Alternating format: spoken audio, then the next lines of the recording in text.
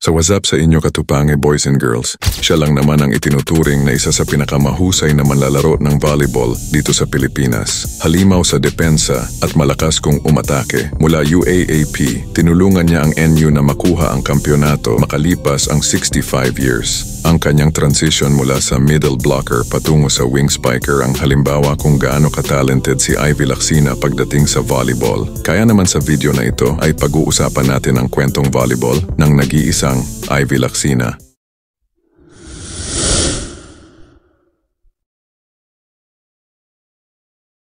Si Ivy Kit Lacsina ay ipinanganak noong October 21, 1999 sa Angeles City, Pampanga. Nagtatayo bilang isang kilalang personalidad sa larangan ng volleyball sa Pilipinas. Nagpapakita ng kanyang kahusayan at dedikasyon sa larong volleyball.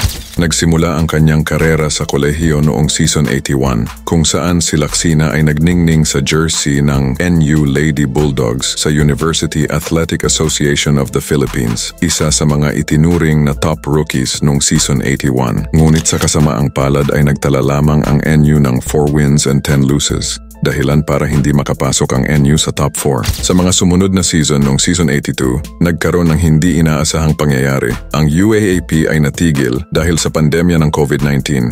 Gayunpaman, noong 2022, itinala ni Lacsina ang kanyang pangalan sa kasaysayan ng UAAP na kung saan ay makalipas ang 65 years. Ang NU Lady Bulldogs ay muli nilang nakuha ang kampyonato sa UAAP. Sa kanyang huling taon sa season 84, nagpakita ng magandang performance si Lacsina, nag-ambag ng 130 points, 19 blocks at 13 aces na tumulong sa Lady Bulldogs na tiyakin ang panalo. Siya ay nagtagumpay sa UAAP Season 84 volleyball tournaments matapos pabagsakin ng NU Lady Bulldog ang powerhouse team na De La Salle University sa UAAP Finals. Ang kanyang panahon sa Lady Bulldogs ay tumatak ng isang mahalagang kabanata sa kanyang paglalakbay sa volleyball kung saan niya pinagbuti ang kanyang mga kasanayan at iniwan ang hindi malilimutang marka sa volleyball court. Sa larangan ng internasyonal na kompetisyon, kinatawan ni Lacsina ang Rebisco Philippines sa 2021 Asian Women's Club Volleyball Championship, nagdaragdag ng isang pandaigdigang dimensyon sa kanyang lubos ng kilalang karera.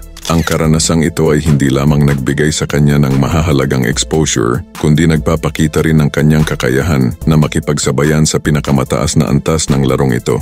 Sa paglipat sa Premier Volleyball League o PVL, sinimulan ni Lacsina ang isang bagong kabanata, suot ang mga kulay ng iba't ibang kilalang koponan. Noong 2018, ipinakita niya ang kanyang talento bilang middle blocker para sa Bali Pure Purest Water Defenders. Iniwan ang hindi malilimutang impresyon sa kanyang kahusayan. Matapos makuha ni Lacsina ang kampeonato sa Season 84, sa sumunod na buwan, noong September 2022, ang F2 Logistics Cargo Movers ng may pagmamalaki ay inihayag ang pagdagdag kay Lacsina sa kanilang lineup, nagpapahiwatig ng isang bagong yugto sa kanyang profesional na paglalakbay. Ang kanyang panahon sa Cargo Movers ay lalo pang pinalakas ang kanyang status bilang isang puwersa na dapat ipagbilang sa volleyball sa Pilipinas habang patuloy na pinapasiklab ang mga manonood sa kanyang kasanayan at determinasyon. Pagkatapos ng PVL Second All-Filipino Conference noong 2023, ang F2 Logistics Cargo Movers ay tuluyan ng nagpaalam sa profesional na liga na nagresulta kay Ivy Lacsina na maging isang free agent. Si Ivy Lacsina ay opisyal na sumali sa Next LED na naging pangalawang manlalaro mula sa F2 Logistics na lumipat ng mga koponan. Ipinahayag ng Next LED ang kasiyahan tungkol sa pagdating ni Lacsina. Si Lacsina, na nag-transition mula sa middle blocker patungo sa wing spiker, ay magpapatibay sa batang koponan ng Chameleons na nakakuha ng ikasiyam na pwesto sa PVL Second All-Filipino Conference. Magkakasama sila ulit ng dating kasamahan sa kolehiyo na si Camille Cal at makakasama siya sa mga manlalaro tulad ni Nalicha Ebon, Joe Maraguinot, Krish Makaslang, May Luna.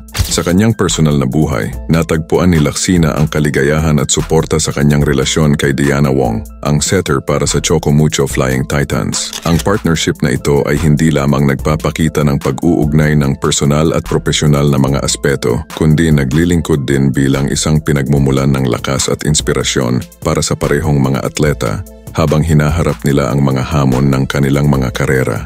Sa pag-unlad ng paglalakbay ni Laksina sa volleyball, patuloy niyang pinipilahan ang mga parangal at bumubuo ng mga bagong landas. Iniwan ang hindi malilimutang pamana sa larong ito sa Pilipinas. Mula sa kanyang mga tagumpay sa kolehiyo hanggang sa kanyang mga tagumpay sa internasyonal na entablado, siya ay nagpapakita ng pagtitiis, determinasyon at kasanayan na nagtatakda ng tunay na kampeon.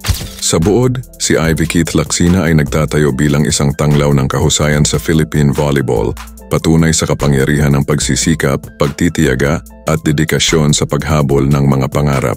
Ang kanyang paglalakbay ay naglilingkod bilang inspirasyon sa mga nagnanais na atleta at mga tagahanga. Pinapakita ang espiritu ng pakikipagkapwa at paghahanap ng kadakilaan sa loob at labas ng court.